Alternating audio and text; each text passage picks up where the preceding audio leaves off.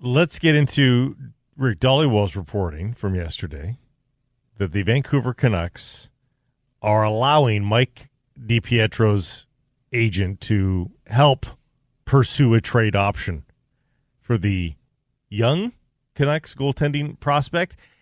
To me, this storyline is an odd one. Have DiPietro's numbers been good at the American League level the last couple of years? No, they haven't. But to me, they're eminently explainable to a lost year on the taxi squad.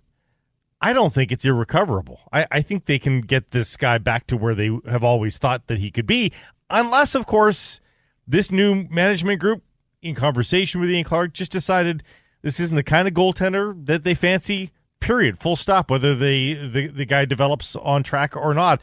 I just find it curious, the abandonment of ship, if you will, on the project of Michael DiPietro, who took his qualifying offer on Saturday. That was sort of the news of the weekend for DiPietro. And then, as you said, Dolly had the report that Darren Ferris, the agent, has been given permission by the Canucks to go and fish around, see what's out there. I do wonder about the trade value of a player like Mike DiPietro. I think there's a team that would look and say, a 23-year-old goaltending prospect that played for Canada at the World Juniors, this can't be a lost cause. That there's got to be more to the story here.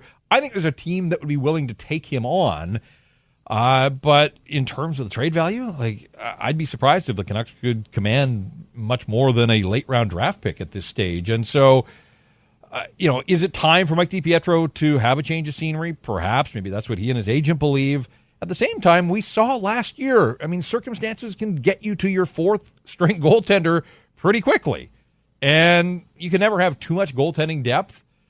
So I do wonder about the wisdom of moving on from this player. But, if there is a guy you think that could rehabilitate Mike DiPietro, it's Ian Clark. He's generally regarded as the best goaltending coach in the business. And so it does sort of make you wonder internally, what do they think of this player?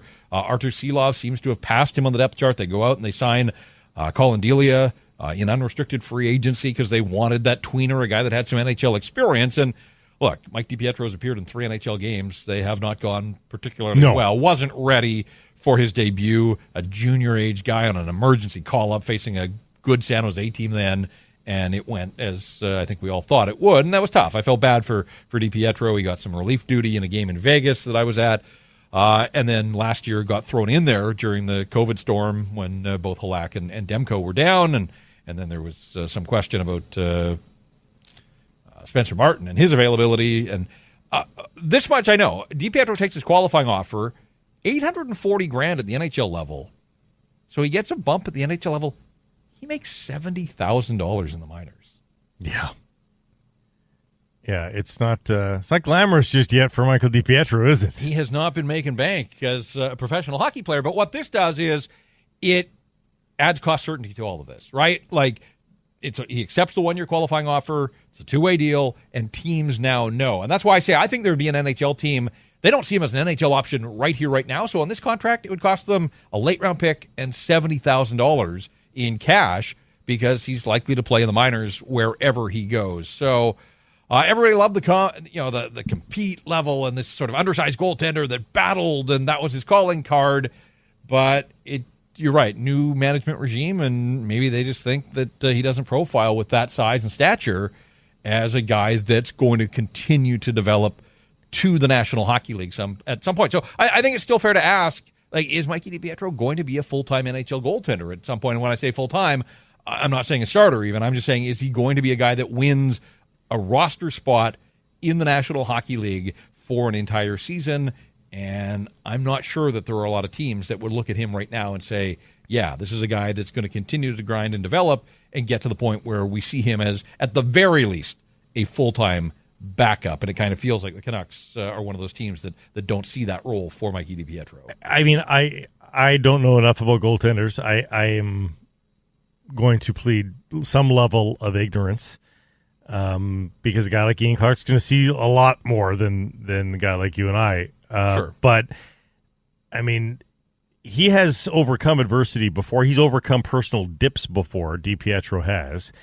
He was a fabulously decorated goaltender with the Windsor Spitfires in terms of his numbers. Great stats for the duration of his junior career. Last year in junior, he gets traded to the Ottawa 67s. Wasn't very good. .897 save percentage in the 17 games to finish off that season right at the OHL trade deadline.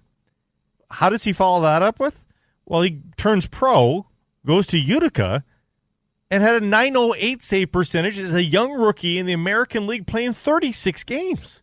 Like, that's a pretty good bounce back from a really poor end to his OHL season. So, you know, this is a guy that ultimately, he was the third goalie at a world championship a couple of years ago.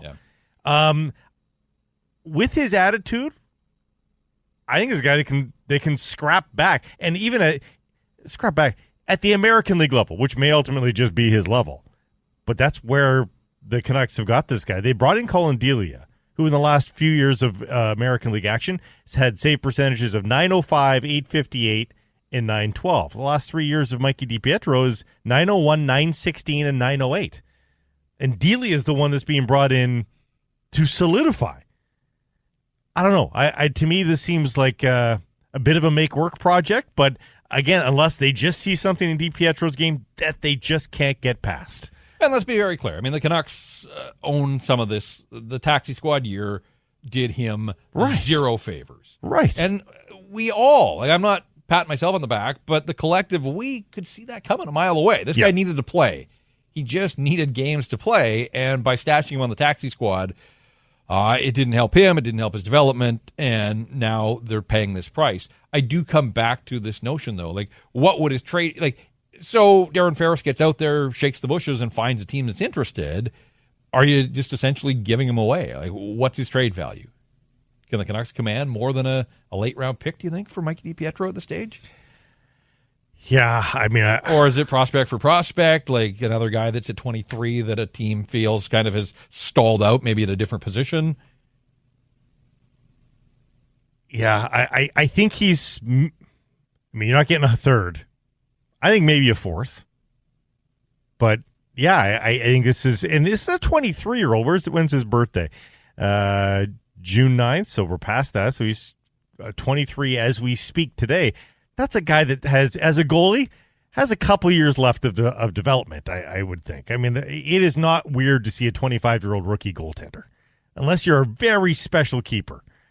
So, to me, it's a project not worth abandoning ship on, but the Vancouver Canucks might have a different idea on that, which is why we're asking you the poll question today. Should the Canucks move on from goalie prospect Michael DiPietro? Yes or no? Cast your vote. Tell us what you think, and I want to respond to the tweet as well. You can do that, and we'll try to get some of the comments both today and tomorrow.